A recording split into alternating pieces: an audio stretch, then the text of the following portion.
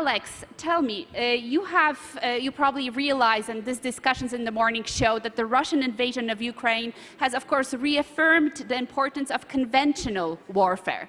But at the same time, what has it told us about the importance of technology? What has it told us about the importance of software? I mean, what kind of lessons do you take away from the last 7 months of the war that Russia waged on Ukraine? Well, it's important, obviously, to go back and look at what were expectations and what then happened. The expectations, obviously, were, depending on which country you were sitting on, that A, the war wouldn't happen, B, it would happen, but Ukraine would lose. And I think, in all honesty, we may be the only people I know of who predicted that the war would happen and Ukraine would outperform. I think it's being viewed around the world. Of course, there's always a diagnostic of what happens in a war. Most of that can't be discussed in public.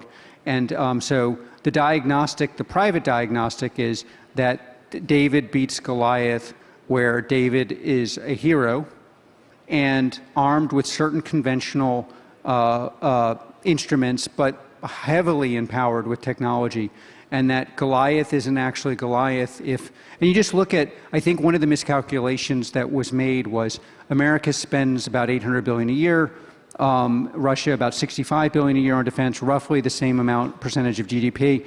And I think the Russian calculation, much like other adversaries of the West, was, okay, they spend more, but half of it is wasted, and they're not willing to fight, or not willing to fight to win, including sacrifice of human lives.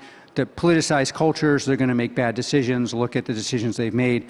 And it's very similar to what you might find in a Keynesian context, where that Keynes doesn't work unless 1 or 2% of the money spent actually is spent on disruptive stuff. So in the defensive context, if 2-3% of your budget is spent on things that are expected not to work, like most people, and historically software has been something that you spend money on and get no value for.